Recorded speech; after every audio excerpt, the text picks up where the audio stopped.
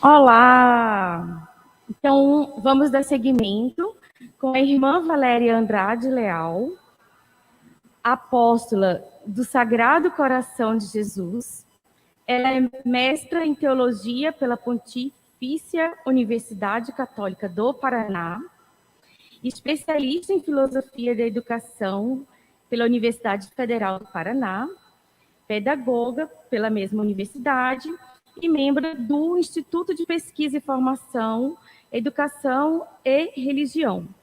Autora de alguns livros, artigos na área da pastoral escolar, gestora provincial da pastoral escolar nos estados da região sul do Brasil e atualmente é assessora da Comissão Episcopal Pastoral para a Juventude da CNBB.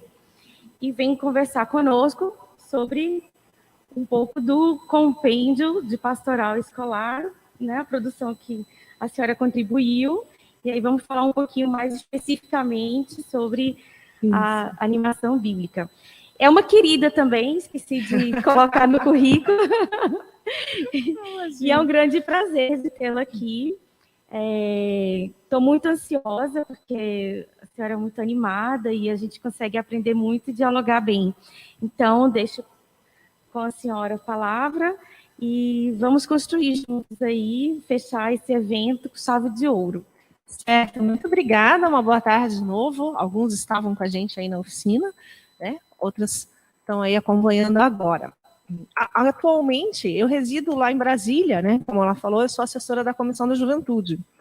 Mas, na verdade, eu entrei para essa atividade com a pastoral juvenil via educação, pelo projeto de educação que a gente tinha dentro da pastoral escolar na nossa província lá, que eu sou apóstola do Sagrado Coração de Jesus, né, como ela falou, e nós tínhamos todo um projeto de evangelização juvenil. Então, na verdade, foi a pastoral escolar o caminho para que eu entrasse nesse mundo da pastoral juvenil. Então, esse é um pouquinho do meu chão. E, inclusive, a minha área de pesquisa é sempre ligada a essa questão, né, de formação das novas gerações, né? Então, agora, inclusive, a gente está num novo projeto de pesquisa sobre a questão querigmática da evangelização juvenil. Logo vocês vão ter novidades por aí. Mas, enfim, né, me pediram para falar um pouquinho aqui do compêndio, né, do compêndio de pastoral escolar, um compêndio de saber. E a gente tem que levar em consideração que é próprio do ser humano produzir conhecimento, né? A gente vai encontrando formas de viver, a gente vai se servindo dos recursos que a gente tem, a gente vai criando novos recursos, ferramentas para o nosso trabalho, para o nosso dia a dia, para a nossa sobrevivência, e assim a gente vai acumulando saberes, e no convívio a gente vai passando, transmitindo esses saberes para as novas gerações, né, aos nossos descendentes. É próprio da condição humana, assim, fazer esse processo. E dessa forma a gente vai construindo cultura, ou seja, são costumes, são formas de fazer, são compreensões de mundo, conhecimento prático acerca dos instrumentos, a própria criação desses instrumentos, né? Enfim. O ser humano produz cultura, e isso é próprio do ser humano. Isso é humano, produzir cultura é humano. E tudo que é humano interessa à igreja, né? O Vaticano II já dizia, né, que a igreja está real e intimamente ligada ao gênero humano e à sua história. Na Gaudium et Spes número 1, a gente tem essa fala. Depois, na Gravissimo Educationis, que é o documento do Vaticano II que fala da educação, os padres conciliares expressam da seguinte forma o número 3. Por uma razão particular, pertence à igreja ao dever de educar, não só porque deve também ser reconhecida como sociedade humana, capaz de ministrar educação, mas, sobretudo, porque tem o dever de anunciar aos homens o caminho da salvação, de comunicar aos crentes a via de Cristo e ajudá-los com sua contínua solicitude a conseguir a plenitude da vida, a plenitude do que é ser humano. E depois o texto continua. Portanto, a igreja é obrigada a dar como mãe a estes filhos aquela educação mercê da qual toda a sua vida seja imbuída do Espírito de Cristo. Ao mesmo tempo, colabora com todos os povos na promoção da perfeição integral da pessoa humana, no bem da sociedade terrestre e na edificação do mundo configurado mais humanamente. Então, esses processos de aprendizagem, esse mundo dos saberes, é próprio do humano. A igreja, enquanto servidora da humanidade, como dizia Paulo VI, ela tem que se interessar por esse elemento da educação. Então, esse tema da campanha da fraternidade, ele é um tema que realmente, como dizem os jovens, tem tudo a ver, tem tudo a ver, né? Ele é um tema muito pertinente, é um tema próprio daquilo que é a preocupação, a missão da igreja, que é servir a humanidade. Então, sendo a educação um processo humano, quase que natural, né? Tem muitas coisas que a gente vai aprendendo naturalmente à medida que a gente vai convivendo com as pessoas, né? A campanha da fraternidade desse ano, vou puxar um pouquinho também esse tema, né? Ela nos faz uma provocação para pensarmos, a partir da perspectiva cristã, sobre a tarefa educativa. A educação formal, mas também aquela que chamamos informal, que acontece, inclusive, nas nossas comunidades eclesiais. Uma vez que estamos juntos, estamos nos formando, influenciando pessoas, instigando os saberes, construindo conhecimento. Porém, apesar de que, às vezes, esse processo é quase que natural, ele não deixa de ser intencional. A educação, ela é intencional, ela é social, ela é política. Ela sempre tem uma intenção, uma razão. Os gregos já perceberam isso. A gente vê que, inclusive, eles teorizam, montam todo um processo educativo em função do quê? Em função da construção de um modelo de sociedade. A gente vê isso claramente nas obras de Platão, por exemplo. A reflexão cristã sobre o que é educação levou, então, dentro desse contexto da igreja, dentro dessa tarefa educativa da igreja, a um grupo de educadores, do qual eu faço parte, a elaboração, então, do compêndio de pastoral escolar. O dicionário Pliberan, ele vai nos dizer que compêndio é uma compilação, em que se encontra resumido o mais indispensável de um estudo. Então, isso é importante. Um resumo, a síntese daquilo que é essencial ao tema. E é o que a gente tenta trazer aqui.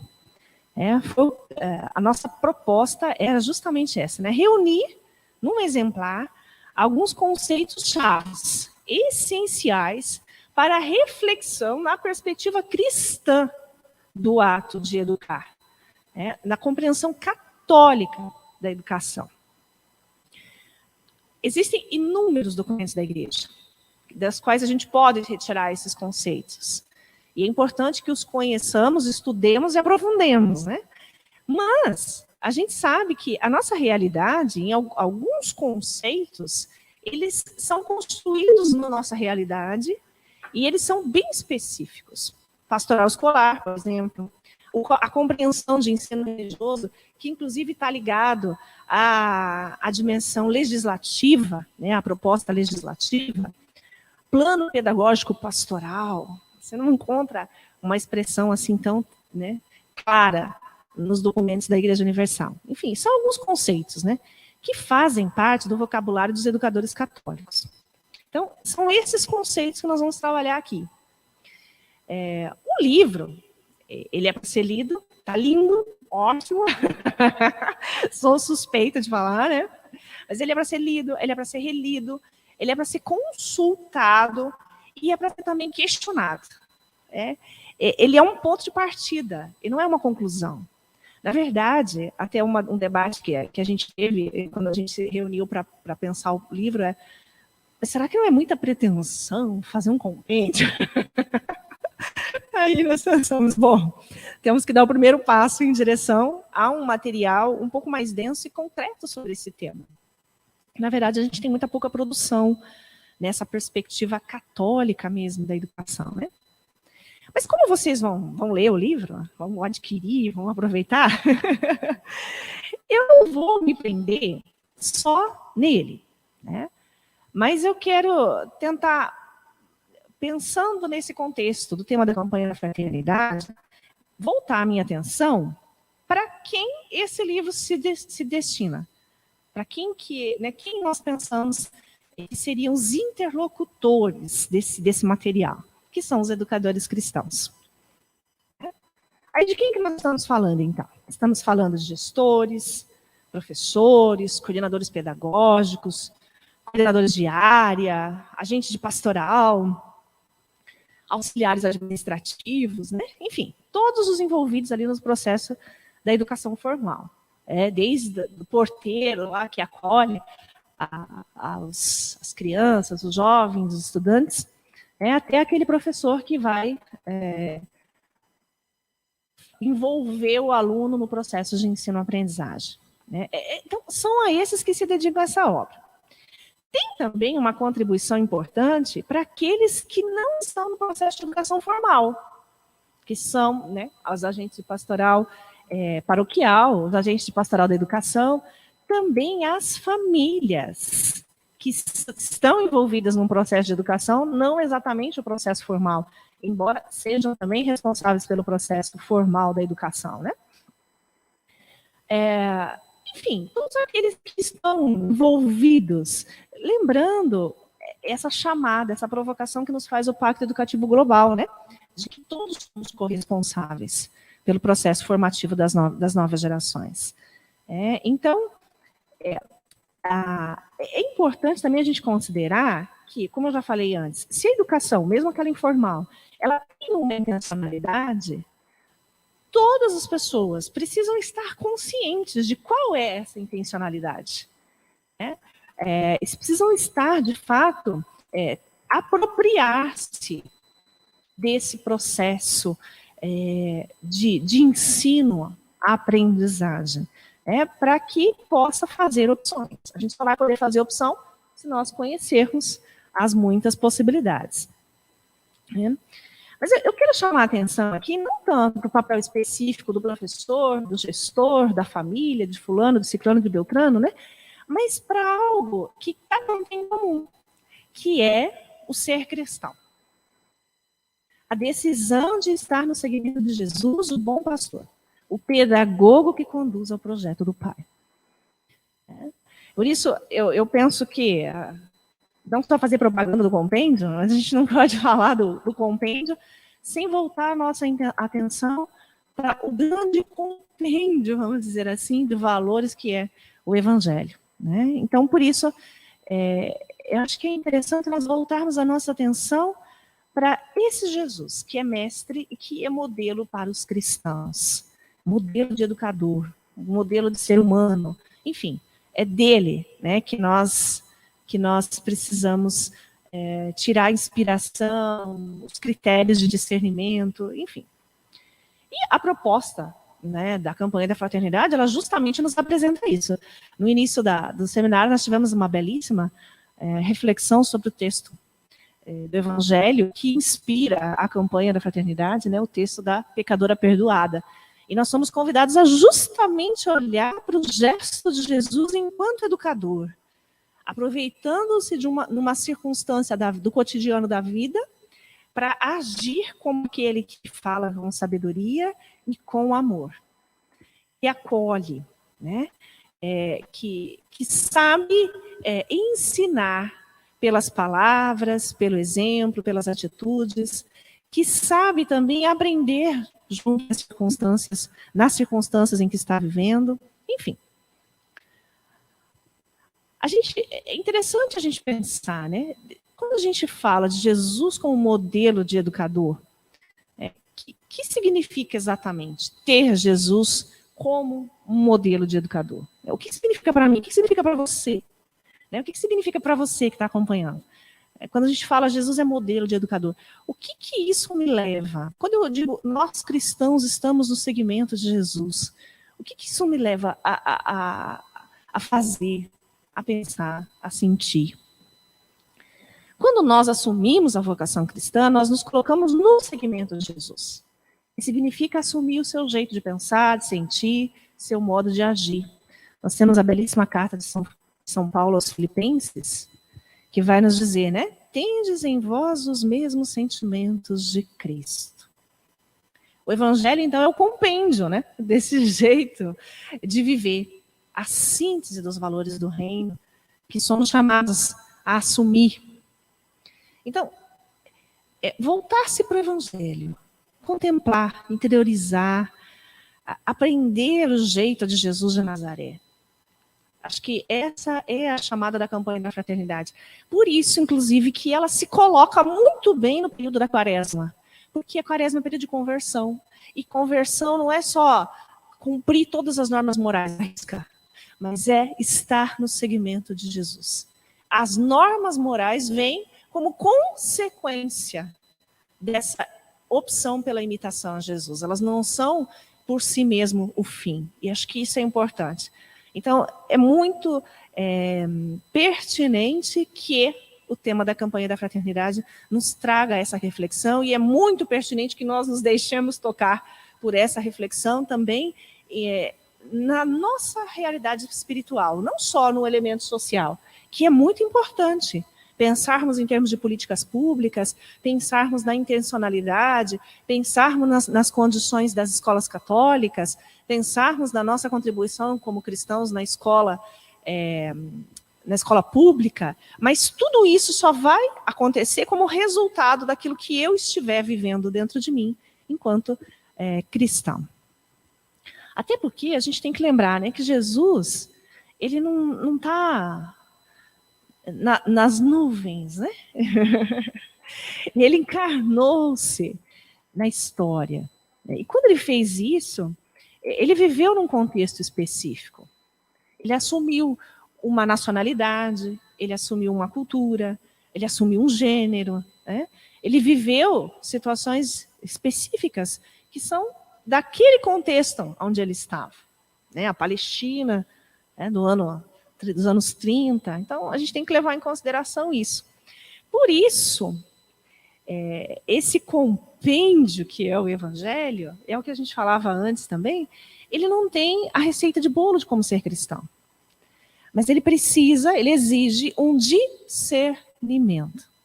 E aí que está essa coisa de todo ano você ter quaresma e falar que é tempo de conversão, que é todo ano você lembrar que constantemente nós precisamos discernir como concretizar os gestos de Jesus no hoje, na nossa realidade, sem reproduzir o que ele fazia lá, mas vivendo a partir dos mesmos valores que ele viveu. Discernimento, inclusive, é uma palavra muito cara ao Papa Francisco, né? Por isso até que se optou, ao invés de colocar a palavra julgar, colocar a palavra discernir no texto base da campanha da fraternidade. E discernimento também é um aprendizado. A gente não nasce discernindo, né? A gente vai aprendendo a escolher. E precisamos aprender, nós, enquanto educadores, para poder ensinar a discernir. A fazer escolhas com base nos valores. Para nós cristãos, esses valores são muito claros, que são os valores do reino.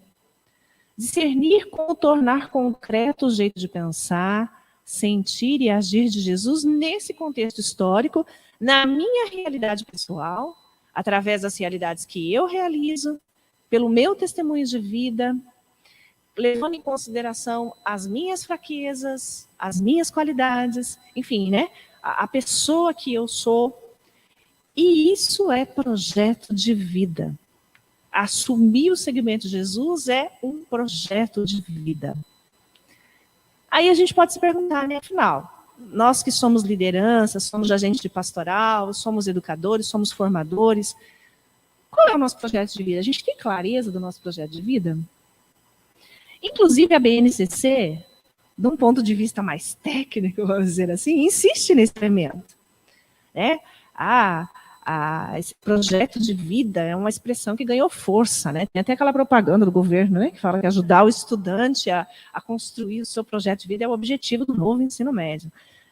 Mas, afinal, para eu ajudar o estudante a construir o projeto de vida, eu preciso ter um projeto de vida claro.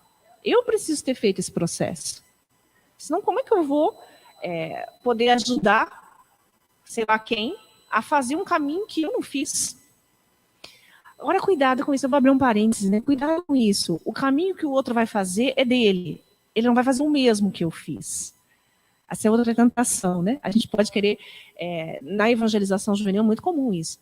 A pessoa, o adulto que está assessorando, ele quer que o jovem se encaixe num processo, uma experiência de grupo de jovens igual aquela que ele fez há 20 anos atrás. Né? Nós temos que fazer o nosso caminho para poder acompanhar e respeitar o processo do outro, e não querer que o outro faça o nosso caminho. Porque cada um tem o seu caminho, porque cada um dá a sua resposta. Nós estamos falando de projeto de vida nesse ambiente do ser cristão, e o cristianismo como uma proposta, um projeto de vida. Nós temos que lembrar que nós aprendemos lá na catequese, né, que vocação é pessoal, e exige uma resposta pessoal. Disso nós não podemos esquecer. Mas acho que é importante a gente voltar a essa pergunta, né?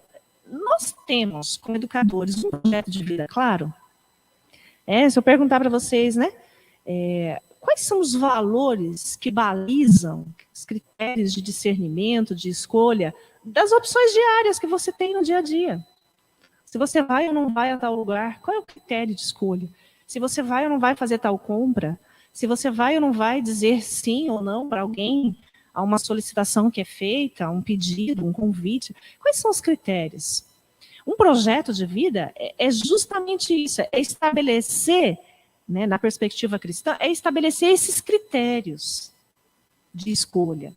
Não é só colocar lá, né? Eu vou emagrecer esse ano, vou terminar meu curso, vou sair falando inglês, vou sair. Isso faz parte. Mas projetos de vida é mais profundo, são opções. E aqui é a provocação do cristianismo, porque a proposta do evangelho é um projeto de vida. Que eu preciso assumir, mas dando a minha vida, e não como um modelo já pronto.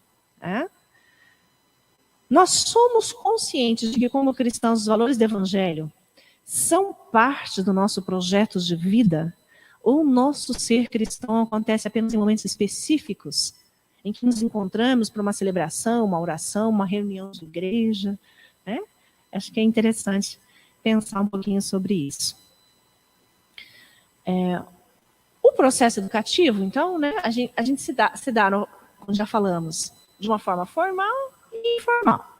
Isso a gente já sabe. No convívio, a gente vai aprendendo uns com os outros, a gente vai trocando experiências, vamos assimilando até os trejeitos das pessoas que convivem com a gente, né? O ato de educar é, então, um ato relacional.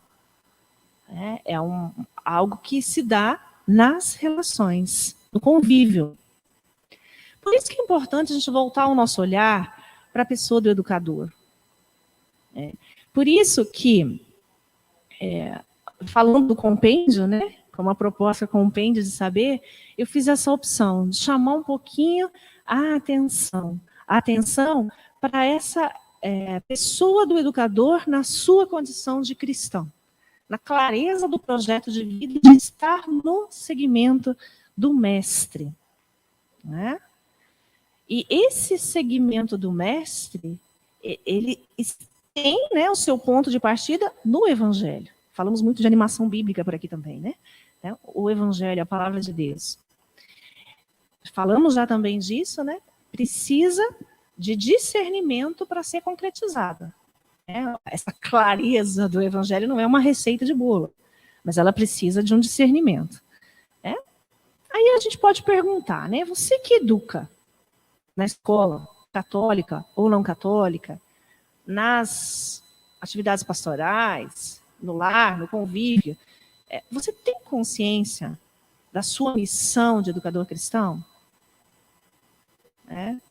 A Aparecida falava de ser discípulos missionários.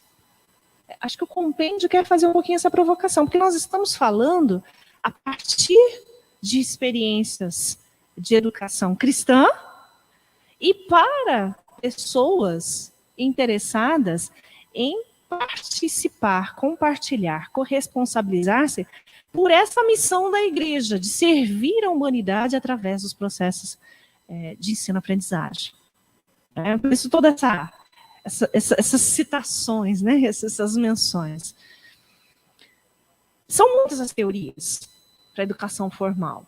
São muitos os projetos pastorais, inclusive, que podem surgir, por exemplo, a partir do Pacto Educativo Global. Mas, se nós não tivermos uma consciência do nosso ser cristão, não vai dar frutos, né? Como diz o povo, o fruto não cai longe da árvore, né? Do pé. Não vai dar frutos. Então, se nós estivermos ancorados no Evangelho, os frutos serão próximos, serão a partir, né, desses valores. Da gente se perguntar, né, que diferença há ou haverá entre o que nós oferecemos no processo educativo e o qualquer outra instituição oferece. Veja, e no âmbito da educação formal, nós temos instituições que têm excelência, qualidade, né, avaliação, atendem a critérios de avaliação internacionais, né, são para poucos, mas enfim, tem uma certa qualidade. Agora, qual é o nosso diferencial enquanto instituição católica e enquanto educador católico? Mesmo se eu estiver numa instituição não católica. Qual é o diferencial da presença de um educador católico naquele ambiente? Qual é a diferença que faz um educador cristão e um educador não cristão? Tem diferença? O seu agir, o seu fazer como educador cristão se destaca daqueles que não são cristãos? Essa é uma provocação que a gente teria que pensar, né? Qual é o nosso pulo do gato, o nosso plus? Enquanto pessoas cristãs, católicas, desejosas de servir a humanidade através dos processos educativos. Acho que é interessante a gente pensar nisso. Senão a gente fica muitas teorias, muitas falas bonitas, mas na prática a gente não consegue avançar. Como cristãos, educadores e agentes de pastoral, nós somos chamados a assumir a missão do bom pastor. Imitar os seus gestos, de falar com sabedoria, de ensinar com amor, como ele. Quando falamos da animação bíblica mesmo, né, nós falamos do constante retorno aos valores do Evangelho, que correspondem à centralidade da pessoa de Jesus Cristo. Porque ele é um modelo, né? É o princípio e o fim. E essa expressão pode parecer apenas uma coisa assim romântica, às vezes até meio espiritualista, mas não é espiritualista, é espiritual. E espiritualidade é jeito de viver, não é só jeito de rezar. É jeito de rezar que implica num jeito de viver que me leva de novo a falar com Deus no meu dia a dia. É uma constante. Então, ela não é espiritualista, não está lá nas nuvens, né? Fora do meu comprometimento pessoal. Não. Precisa se traduzir na nossa vida. Eu trago essa provocação porque, assim, sobre educação propriamente dita, a gente já falou bastante, né? Teve umas palestras bastante técnicas, contribuições bem importantes. Há muito que ler, né? Há muito material, há muitas experiências para serem trocadas. É uma pena que a gente fica um pouco limitado no virtual, né? Porque às vezes as trocas ali são bastante ricas nos intervalinhos. Mas, enfim, são muitas oportunidades que a gente tem para aprender, né? E todo mundo pode acessar diversos materiais, diversas coisas. Mas acho que o que nos compete, sobretudo nesse contexto da campanha, é uma consciência maior, né, das nossas opções de vida enquanto cristãos e enquanto educadores, porque esse é o filtro com o qual nós vamos acessar essas teorias, esse conhecimento. Né? Então, a gente vai ler o compêndio a partir das nossas experiências. A gente vai questionar o compêndio, eu vou ler aqui um artigo e vou gostar ou não dele, a partir das minhas experiências, a partir das minhas crenças, a partir do meu compromisso também com os processos educativos que eu realizo.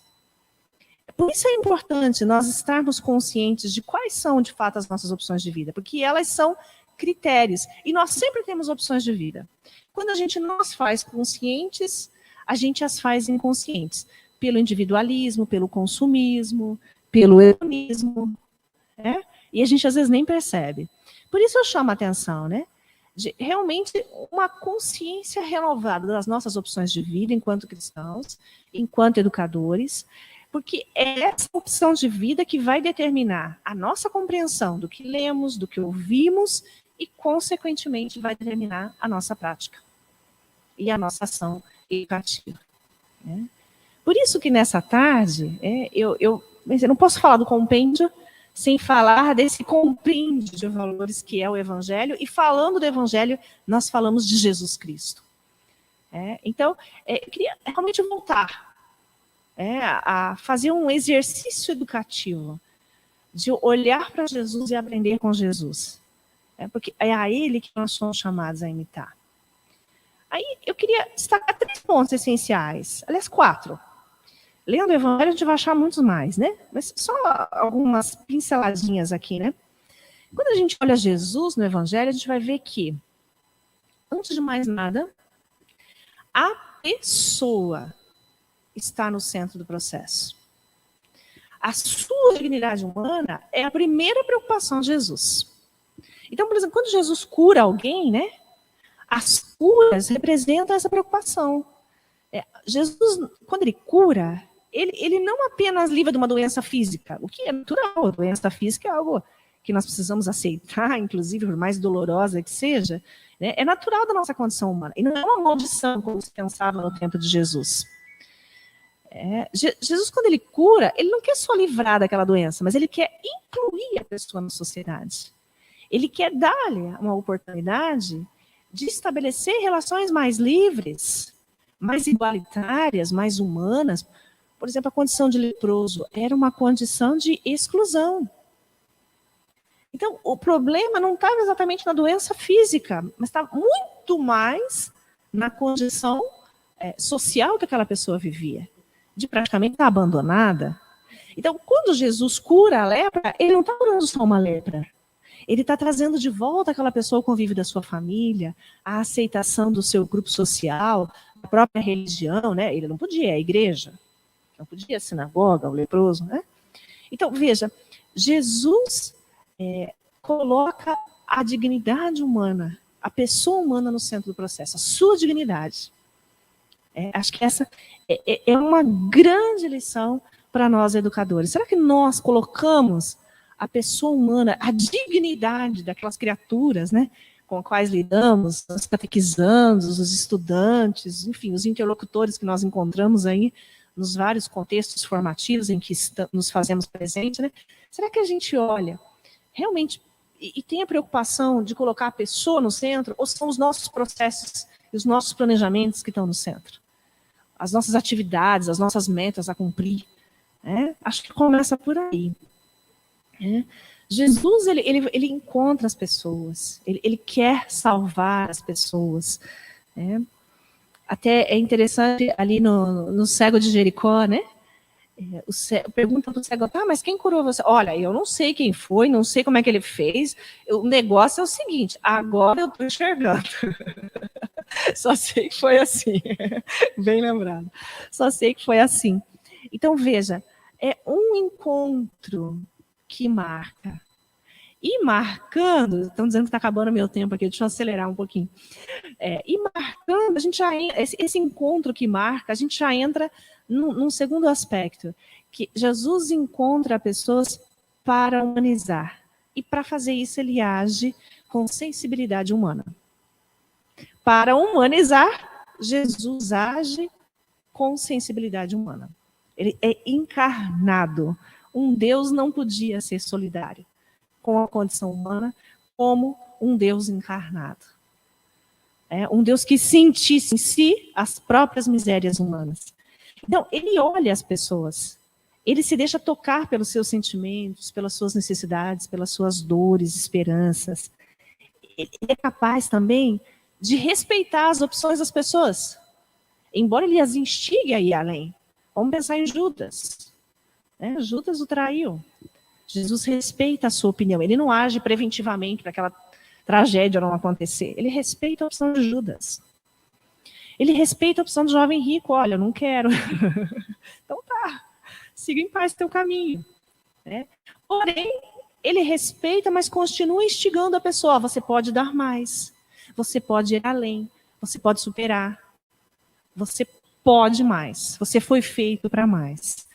Então, ele respeita a opção, mas não perde a esperança. E ele convida os discípulos a compartilharem dessa solidariedade, dessa sensibilidade.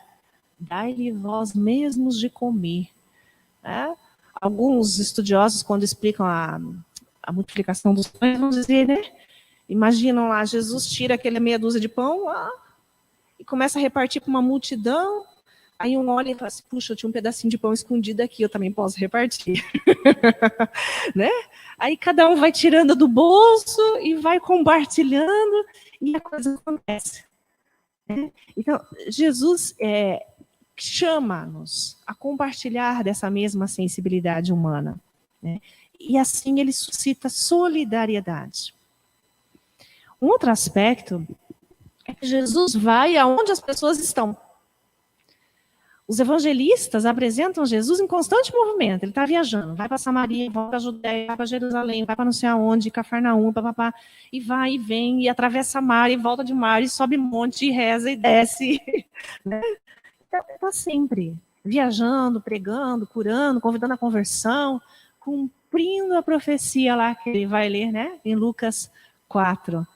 O Espírito do Senhor está sobre mim porque me consagrou com unção para anunciar a boa nova aos pobres, papapá, não vou ler tudo porque meu tempo está esgotado.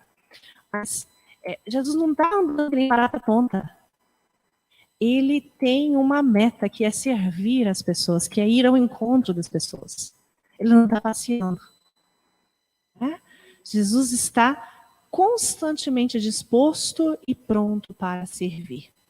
Essa palavra serviço para nós, o que ela significa? Nós fazemos da nossa ação educativa um serviço.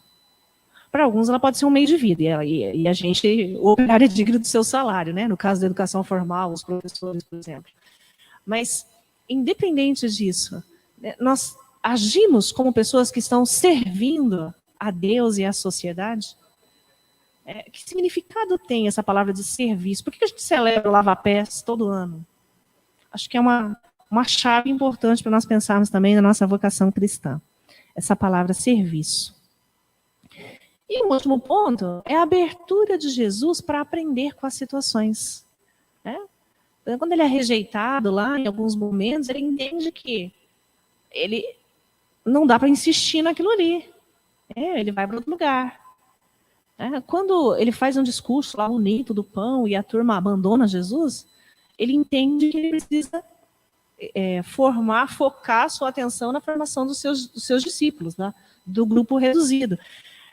Um outro texto que eu acho bastante interessante, que mostra Jesus aprendendo, é aquele da cananeia, que ela vai gritando, cura minha filha. E Jesus fala, não, meu bem, aqui é só para os judeus. E ele vai dizer, pois é.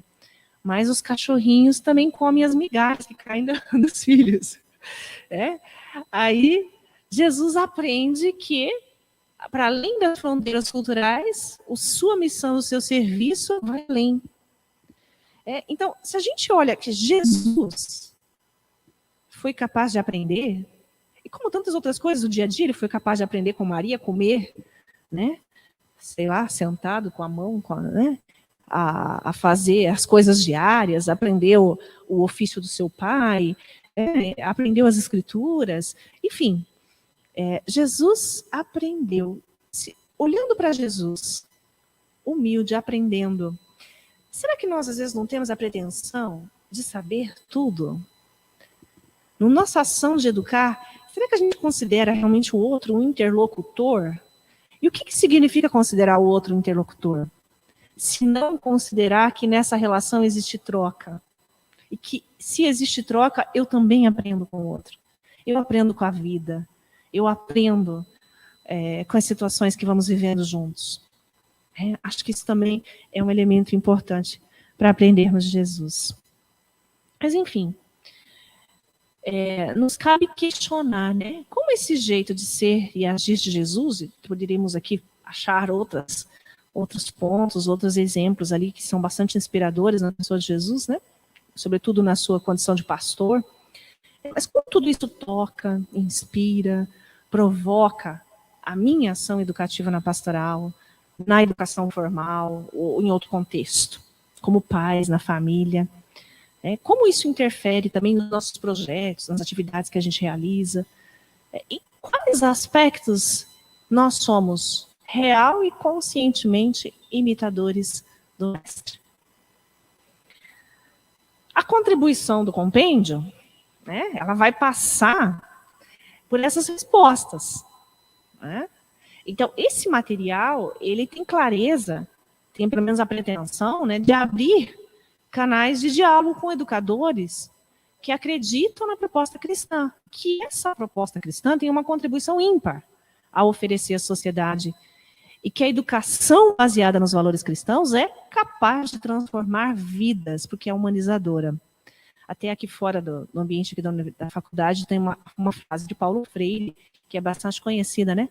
A educação não muda o mundo, a educação muda pessoas, e pessoas é que mudam o mundo. Acho que é bem conveniente nesse contexto de reflexão que estamos fazendo, né? Então, quando vocês foram ver aqui o compêndio, que vocês vão ter a oportunidade de ler em algum momento, vocês vão ver, né? Que a gente tem mais provocações do que respostas prontas. A gente quer... porque cada realidade é uma realidade. O que a gente quer, né, no nosso grupo de pesquisa, quando a gente propôs produzir esse material, é que ele nos ajude a refletir, e não apenas a agir sem pensar. Avaliar, a discernir, e a lembrar-se que o critério central é a pessoa de Jesus. Sua vida e missão. O projeto de salvação do Pai, que se concretiza na ação do Espírito em cada um de nós e por meio de cada um de nós. Ter clareza dos nossos projetos educacionais. Tinha uma pergunta aí ligada sobre o anúncio explícito, nós vamos ensinar a Bíblia na escola, não vamos. Nós precisamos ter clareza, não é questão de responder sim ou não. Vamos ou não vamos falar de Jesus em tal contexto, mas é ter clareza dos nossos projetos. O que nós estamos fazendo, por que nós estamos fazendo, onde nós vamos chegar com isso, e ter consciência de que as respostas, essas perguntas se dão a partir da nossa vocação cristã. E do nosso compromisso a responder essa vocação, que é de ser discípulo missionário. E adaptar, saber responder às realidades. Porque a gente esbarra em questões legais, a gente esbarra em questões práticas, enfim. É esse o constante exercício de discernimento. É o ser cristão hoje. Tá? Então, a proposta do compêndio é ampliar horizontes, é conscientizar de que a missão dos educadores cristãos tem uma raiz profunda, que precisa ser cultivada, atualizada, adaptada, né, como a árvore que precisa de podas. O compêndio, ele traz diversas experiências, de norte a sul do Brasil, são vários autores, de instituições diferentes, que partem de carismas, espiritualidades diferentes, de lugares diferentes do Brasil. Isso enriquece, né, bastante, e provoca também, né, ilumina aí as nossas reflexões, mas ao lado do compêndio, a gente precisa ter esse compêndio de valores, né, da proposta cristã que é o Evangelho. Então, a gente tem que lê-lo junto, em paralelo. Né? Só assim vai ser possível realizar a missão educativa na igreja. E, para encerrar, o número 221 do texto base da Campanha da Fraternidade diz que educar é um ato de esperança. Essa publicação também é um ato de esperança. Esperança de que educadores e agentes de pastoral de todo o país podem fazer a diferença, podem transformar as vidas através da educação, da formação, da compreensão evangélica do que é humanizar. E como a esperança nos lança para frente, para o crescimento, né, a gente espera que esse material suscite novas reflexões a partir das experiências feitas, das reflexões realizadas nas diferentes realidades, e também de uma consciência sempre maior de que a nossa contribuição enquanto educadores cristãos, formadores de opinião, inspiradores de projetos de vida, é indispensável, porque é centrado numa experiência de vida e vida em abundância para todos. Muito obrigada. Muito obrigada, irmã Valéria. Então, o projeto qual se apresenta, o projeto de vida, tem que estar centrado nos valores cristãos, na pessoa de Jesus Cristo, que a gente conhece através da Bíblia. Eu acho que essa foi o que eu consegui resenhar, o máximo assim, para a gente começar aqui. Tem um comentário da Ana Lúcia de Souza Amorim, que eu queria ler para a senhora, que acho que foi bem pertinente. Quantas provocações boas! Como ser cristão, projeto de vida, missão de educadora cristã, e que podemos ver no processo educativo de discernimento. Adelson, como estamos aqui de tempo para comentários e 5 minutinhos. Temos perguntas? Então, vou fazer aqui um comentário breve sobre o que a irmã Valéria compartilhou conosco nesse fechamento de evento, né, da comissão da pastoral, da Comissão Arquidiocesana de Pastoral para a Animação Bíblica. O nosso foco hoje foi a campanha da fraternidade, e a irmã, então, nos trouxe uma reflexão de como vivenciar, enquanto cristãos, independente do nosso papel social, esse papel de educadores e educadoras na sociedade. Então, temos que ter, o que a senhora repetiu, inclusive no encontro anterior, essa tarde, e eu deixei aqui destacado, foi a questão do ver, pensar, sentir e agir, sempre considerando os valores que Jesus de Nazaré nos apresenta, estar no seguimento de Jesus e essa adesão de sermos cristãos, que também já vimos falando muito essa tarde, e destaquei-me também sobre a questão de, entre os 3 pontos que a senhora apresentou, né, de colocar, como Jesus colocou, a pessoa humana, a dignidade humana no centro, aprender sempre com humildade, estar disposto a servir. E isso me parece que, eventualmente, pode estar em contradição com o mundo pós-moderno, que a senhora também traz frequentemente essa reflexão, para a gente entender que, apesar de estarmos na pós-modernidade, ainda somos cristãos. Entendi bem? Certo, isso mesmo. Gente, acho que para encerrar, né, minha fala, quando me foi feita a proposta, e eu vi que eu era a última, e vendo os temas anteriores, eu falei, bom, elementos técnicos são muitos, e acho que as contribuições de hoje foram bastante ricas, né? Mas é importante a gente pensar, afinal, como isso nos toca? Como a gente leva para a vida isso? Porque o cristianismo, ele é uma proposta de vida. Repito mais uma vez, né? Ele é uma proposta de vida. Ele tem que modelar o nosso jeito de viver, o nosso jeito de fazer as coisas, o nosso jeito de ser profissional, o nosso jeito de ser mãe, o nosso jeito de ser pai, o nosso jeito de ser irmão, o nosso jeito de ser colega de trabalho, né? A proposta do Evangelho, ela tem que pautar todas as nossas opções. Então, não adianta uma enxurrada de conhecimentos, de teorias, se nós não tivermos essa consciência.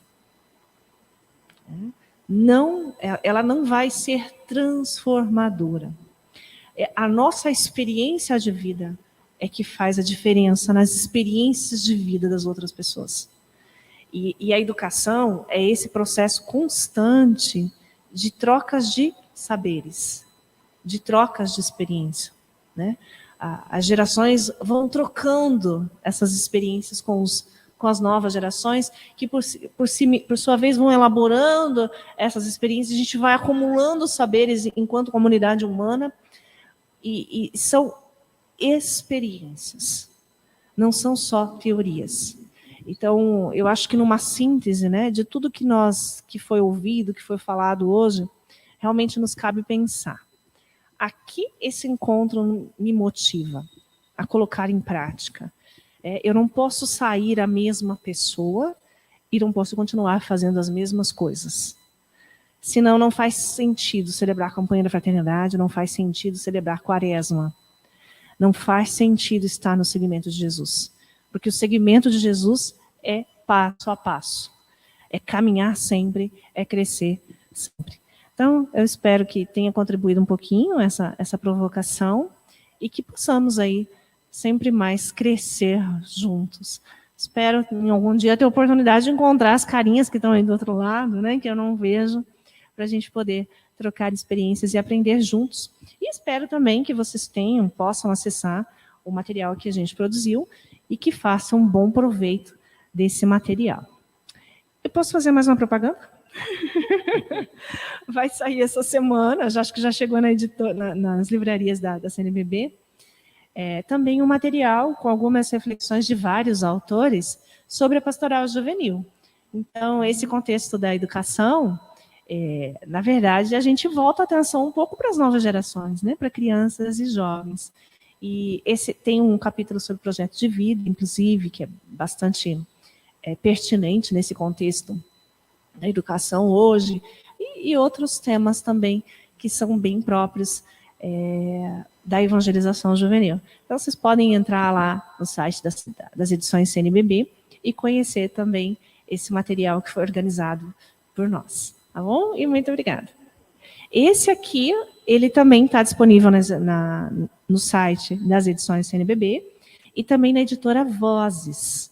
Então, a Vozes e a CNBB são duas editoras que têm parcerias com as livrarias católicas do Brasil, né? Paulos, Paulinas, outras que vocês possam ter na cidade de vocês. Então, vocês podem procurar também nessas livrarias, se vocês estiverem nas cidades aí onde vocês estão. Se não, no site é super fácil, prático de adquirir também, tá bom? Então, vou aproveitar para convidar a irmã Valéria. Traz o microfone aqui, vem Juliana também. As pessoas que estavam conosco até agora, né? A gente agradece imensamente de coração a todos vocês. Foram mais de 9 horas, né? Isso de live, desde as 8h15 da manhã, quando nós iniciamos, até agora o nosso encerramento, né? E aí nós queremos agradecer a todos vocês, a todas as pessoas que partilharam essa live, as pessoas que ainda vão assistir. E como eu estava dizendo, né, nós vamos ter todas as oficinas temáticas, todas as palestras que nós realizamos durante esse dia maravilhoso.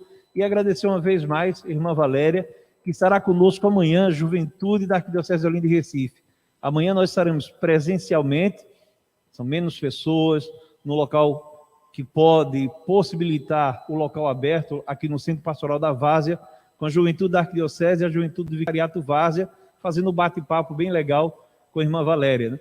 E aí convidamos a todos vocês para participarem conosco e agradecer uma vez mais, irmã Valéria, pela disponibilidade.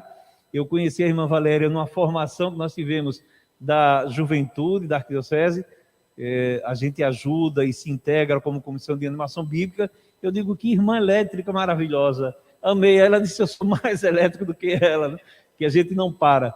Mas aí agradecer a todos vocês, as pessoas da comissão que estiveram aqui nos bastidores, vocês não observaram, né? Mas a gente teve todo o contato. Pedir desculpas às pessoas pelo imprevisto. Infelizmente, nós estávamos programando essa formação de modo presencial e tivemos que reformular tudo isso em 3 dias para que a gente pudesse fazer tanto as oficinas quanto toda essa dinâmica. E ocorreram alguns percalços. A gente pede desculpas e espero que vocês tenham gostado, participado e colocar aqui para a irmã Valéria a palavra final, né? E a Juliana que nos ajudou nessa parte da tarde, que faz parte também da comissão de animação bíblica. Irmã Valéria. Quero agradecer a oportunidade de estar aqui, agradecer a irmã Valéria, e eu, em nome da irmã Valéria, a todos os nossos convidados que estiveram aqui hoje e se dispuseram em contribuir para a gente. Muito obrigada. E a Comissão de Animação Bíblica segue o ano com suas atividades. Próxima quinta-feira temos as Quintas da Boas Novas, e a gente espera que vocês curtam, se inscrevam no canal e acompanhem a gente para a gente construir. Tudo isso aqui foi um foco para que a gente pudesse, agradeço a Pascom também, para que a gente pudesse instigar as pessoas para o foco na pessoa central de Jesus. A Pascom está desesperada ali atrás das câmeras, gente. Ai, fizeram um munganga aqui para poder a gente esquecer, né? Acho que é isso, obrigada. É sempre uma oportunidade de aprendermos juntos, mesmo nessa circunstância do virtual, né? Vocês aí, a gente aqui. Então, eu também agradeço a oportunidade de estar aqui, aprendendo junto com vocês. E penso que nós podíamos, como encerramento, elevar o nosso olhar à nossa Mãe Maria e pedir que ela, que com tanta paciência foi educadora de Jesus, e quanta coisa bonita Jesus deve ter aprendido no seio da sua família, no colo de Maria, pedir que Maria também seja nossa mãe e educadora, e que possamos ter sabedoria para discernir os sinais dos tempos, os desafios que vivemos, e estarmos, de fato, no seguimento do Mestre. Ave Maria, cheia de graça, o Senhor é convosco, bendita sois vós entre as mulheres, e bendito é o fruto do vosso ventre, Jesus. Santa Maria, Mãe de Deus, rogai por nós, pecadores, agora e na hora de nossa morte. Amém. E nós agradecemos mais uma vez, e tem um recadinho final para vocês na música que nós vamos colocar em MPB4. Que nós possamos ter confiança em Deus, mas que nós possamos sermos testemunhas dessa mudança que a gente quer no mundo. Então, todos nós somos convidados a fazer e sermos agentes transformadores dessa sociedade, especialmente, irmã, pela educação.